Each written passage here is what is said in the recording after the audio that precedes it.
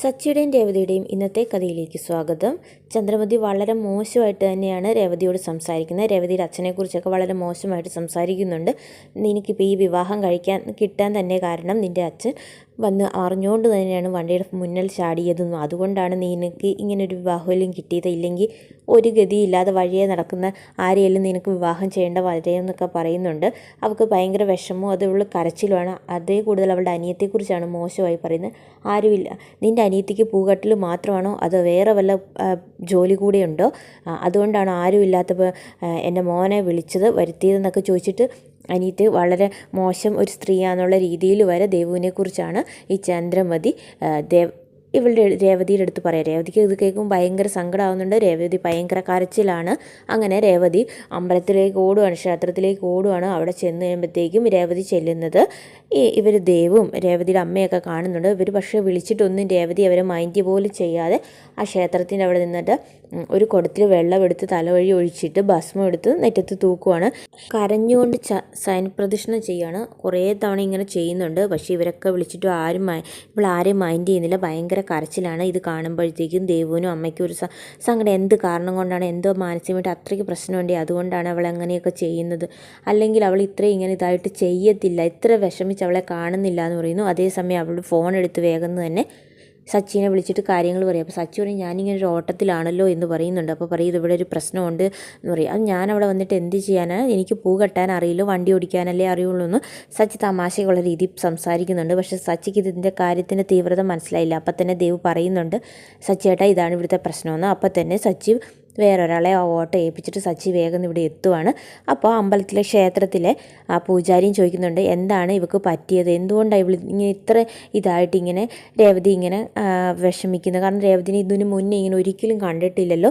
രേവതിക്ക് എന്തോ അത്രയ്ക്ക് പ്രശ്നമുണ്ട്. പക്ഷേ ഇവർ രേവതിനെ ഇങ്ങനെ ചുറ്റി നിന്ന് വിളിക്കുന്നു. രേവതി ഇതൊന്നും മൈൻഡ് ചെയ്യാതെ ശയനപ്രദക്ഷിണം ചെയ്തുകൊണ്ടിരിക്കുകയാണ്. അതിനുശേഷം സച്ചി വരുന്നു. സച്ചി വന്നിട്ട് വിളിക്കുമ്പോഴും ഇവളിങ്ങനെ ചെയ്തുകൊണ്ടിരിക്കുക കേട്ടോ. അപ്പോഴത്തേക്ക് സച്ചിയുടെ അടുത്ത് എല്ലാവരും ദേഷ്യപ്പെടുന്നേ, നീ എന്തിനാ എൻ്റെ മോളോട് ഇങ്ങനെ ചെയ്തത്, നീ എന്തോ ചെയ്തിട്ടാണെന്നുള്ള രീതിയിലൊക്കെ സച്ചിയുടെ അടുത്ത് ഇങ്ങനെ പറയുമ്പോഴത്തേക്ക് സച്ചി കാരണമാണ് ഇവളിങ്ങനെ ചെയ്യുന്നതെന്നൊക്കെ പറയുമ്പോഴത്തേക്ക് ഇവളിത് കേൾക്കുന്നുണ്ടല്ലോ. അപ്പോൾ അവൾ തീരെ വയ്യാതായി. അപ്പോഴത്തേക്കും സച്ചി അവളെ ചെന്ന് വിളിച്ചു പൊക്കി ഏൽപ്പിക്കുവാണ്. എന്നിട്ടൊരു ആലിൻ്റെ അടുത്തൊരു ബെഞ്ചുണ്ട്, അവിടെ പോയി ഇരിക്കുക കേട്ടോ.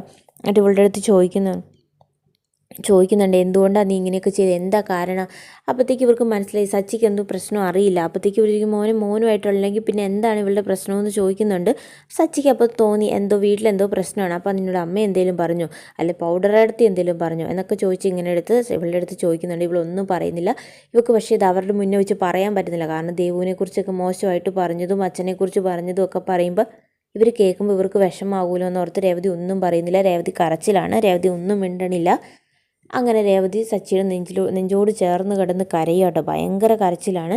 അപ്പോൾ സച്ചി അവളുടെ കവളത്തൊക്കെ തൊട്ടിട്ട് ചോദിക്കുന്നുണ്ട്, മോൾക്ക് എന്താ പറ്റിയെന്നൊക്കെ. പക്ഷെ അവളൊന്നും പറയുന്നില്ല. എന്നിട്ട് ലാസ്റ്റ് സച്ചി പറയാമെന്നാൽ ഞങ്ങളെന്നാൽ വീട്ടിലേക്ക് പോകാം, എന്താണെന്ന് ഞാൻ അവളുടെ അടുത്ത് ചെന്ന് ചോദിച്ചു നോക്കാം എന്ന് പറഞ്ഞിട്ട് അവർ ക്ഷേത്രത്തിൽ നിന്ന് അവളെയും കൂട്ടി അവൻ തിരിച്ച് വീട്ടിലേക്ക് ചെല്ലുവാണ്. വീട്ടിലേക്ക് ചെല്ലുമ്പോൾ ചന്ദ്രമതി ശ്രുതിയൊക്കെ കൂടി ഇങ്ങനെ ഇരിക്കുവാണ്. അപ്പോഴത്തേക്കും ഈ ചന്ദ്രമതിക്ക് എന്തോ തോന്നി ഇവളുടെ വരവൊക്കെ കണ്ടപ്പോഴത്തേക്കും. എന്നിട്ട് ഇവൾക്ക് എന്താ പറ്റിയെന്നൊക്കെ ചോദിച്ചിട്ട് ഇവൾ ഭയങ്കരമായിട്ട് ഇവളങ്ങ് വിഷമിച്ച് കരയുക. എന്നിട്ട് ചന്ദ്രമതിയുടെ അടുത്ത് ചോദിച്ചിട്ടൊന്നും ചന്ദ്രമതി എന്താ കാര്യമെന്നൊന്നും ചന്ദ്രമതിയുടെ അടുത്ത് പറയുന്നൊന്നുമില്ല. ചന്ദ്രമതിയുടെ അടുത്ത് ഇവൻ ചോദിക്കുന്നുണ്ട് എന്താ പറ്റിയത്, ശ്രുതിക്ക് എന്തിനാ ഇങ്ങനെ ശ്രുതിയല്ല രേവതി എന്തിനാ ഇങ്ങനെ കരയുന്നതെന്നൊക്കെ ചോദിച്ചിട്ട് ചന്ദ്രമതി ഒന്നും പറയുന്നൊന്നുമില്ല. ഇവളുടെ കോലമൊക്കെ കണ്ടു കഴിഞ്ഞപ്പോൾ തന്നെ ചന്ദ്രമതിക്ക് എന്തോ ഒരു വശപ്പശക്ക് തോന്നുന്നുണ്ട്.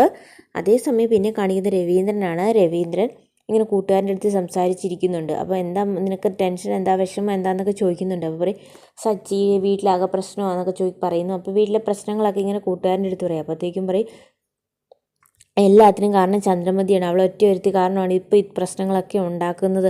മക്കളെ തമ്മിൽ സ്നേഹത്തോടെ കൊണ്ടുപോകാൻ നോക്കുമല്ലേ, തമ്മിലടിപ്പിക്കാനാണ് നോക്കുന്നതെന്നൊക്കെ പറയുന്നു. സച്ചിക്കാണ് ഭയങ്കര ടെൻഷനാണ്. അപ്പോൾ അവന് പൈസയുടേതായ ബുദ്ധിമുട്ടുണ്ട്. അപ്പോൾ അവൻ്റെ ദേഷ്യത്തിനും ടെൻഷനും കാരണം അതാ. പക്ഷേ എനിക്ക് അവനെ ഒരു ചെറിയ രീതിയിൽ പോലും അവനെ എനിക്ക് സഹായിക്കാൻ പറ്റുന്നില്ല. ഇവിടെ നിന്ന് കിട്ടുന്ന പെൻഷൻ കാശ് അതെനിക്ക് കിട്ടുമെന്ന് വലിയൊരു ഉപകാരമായിരുന്നു എന്നൊക്കെ പറഞ്ഞിട്ടാണ് രവീന്ദ്രൻ പറയുന്നത്. അപ്പോൾ കൂട്ടുകാരൻ പറയും, എന്താണേലും നിൻ്റെ പൈസ നിനക്ക് കിട്ടൂടാ, കാരണം നിൻ്റെ പെൻഷൻ പൈസയല്ലേ, ഇന്നും എന്താണേലും നമുക്ക് ഇതിനൊരു തീരുമാനം വരുമാനം ഉണ്ടാക്കണം, നമ്മളിതിനൊക്കെ വേണ്ടിയല്ലേ ഇറങ്ങി തിരിച്ചിരിക്കുന്നതെന്നൊക്കെ പറയുന്നു. എന്നിട്ട് പറയുന്നു വീട്ടിലെ കാര്യങ്ങളൊക്കെ രവീന്ദ്രൻ പറയുകയാണ് കൂട്ടുകാരൻ്റെ അടുത്ത്. അപ്പോൾ പറയും സച്ചിൻ ഇങ്ങനെ ഒരിക്കലും കുറ്റം പറയുന്നില്ല, സച്ചിൻ നിൻ്റെ നല്ലൊരു മോൻ തന്നെയാണ്. അപ്പോൾ സച്ചിൻ ഇങ്ങനെ സപ്പോർട്ട് ചെയ്ത് തന്നെയാണ് ഈ കൂട്ടുകാരൻ പറയുന്നത്, സച്ചിൻ ചെയ്തതിൽ ഒരു തെറ്റും ഇല്ല എന്നൊക്കെ പറയുന്നുണ്ട്. അപ്പോൾ രവീന്ദ്രൻ പറയുന്നുണ്ട് അതിപ്പോൾ രണ്ടുപേരുടെ ഭാഗത്തും ഉണ്ട് എന്നൊക്കെ പറഞ്ഞിട്ടാണ് ഇങ്ങനെ രവീന്ദ്രൻ രണ്ടുപേരുടെയും കാര്യത്തെക്കുറിച്ചാണ് ഇങ്ങനെ സച്ചിനെയും സുധീനെയും കുറിച്ച് പറയുന്നുണ്ട്. അതേസമയം വക്കീൽ വരുവാണ്. അപ്പോൾ വക്കീലിൻ്റെ അടുത്ത് പറഞ്ഞ് എനിക്ക് ഈ പൈസ കിട്ടുന്ന അത്ര അത്യാവശ്യം ഉള്ളത് കൊണ്ടാണെന്ന് പറയുമ്പോൾ വക്കീൽ പറയും എന്താണെങ്കിലും നിങ്ങളുടെ പൈസ കിട്ടും, അതിന് വേണ്ടിയാണല്ലോ നമ്മൾ ഈ കേസൊക്കെ നടത്താൻ പോകുന്നത്. അപ്പോൾ എന്താണെങ്കിലും ഈ രവീന്ദ്രൻ്റെ ഈ പൈസ കിട്ടാൻ വേണ്ടി അവർ വക്കീലിനെയൊക്കെ വിളിച്ചിട്ടുണ്ടായിരുന്നു. അങ്ങനെ ആ വക്കീൽ ഇവർക്ക് ഉറപ്പ് കൊടുക്കുകയാണ് എന്തായാലും പൈസ കിട്ടും, അതിൻ്റെ ഒരു ടെൻഷനൊന്നും വേണ്ട എന്നൊക്കെ പറഞ്ഞിട്ട് വക്കീൽ ഇങ്ങനെ പറയുന്നുണ്ട്.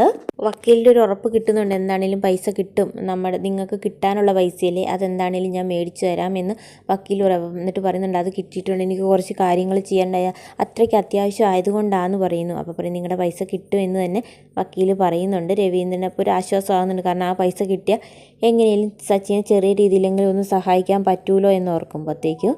അതേസമയം പിന്നെ ചന്ദ്രമതിക്കാണെങ്കിൽ ഇവരുടെ വരവ് കണ്ടപ്പോൾ എന്തോ വശപ്പശക് തോന്നുന്നുണ്ട്, കാരണം എന്തൊക്കെയോ ഇനി വലിയൊരു പ്രശ്നമാകുമെന്ന് ചന്ദ്രമതിക്ക് തോന്നുന്നുണ്ട്. അങ്ങനെ രേവതിയാണെ ആകെ ആണല്ലോ വരുന്നത്, ക്ഷേത്രത്തിൽ നിന്ന് വരുന്നത് തന്നെ. അപ്പോൾ രേവതി ഇങ്ങനെ വന്നു കഴിയുമ്പോഴത്തേക്കും രേവതിനെ ഇങ്ങനെ റൂമിലേക്ക് കൊണ്ടുപോകുന്നുണ്ട് സച്ചി. അപ്പോൾ ഇന്നത്തെ എപ്പിസോഡിൽ ഇത്രയാണ് കാണിക്കുന്നത്. അപ്പം ബാക്കി കഥയുമായി ഡീറ്റെയിൽ കഥയുമായിട്ട് നമുക്ക് നാളെ കാണാം.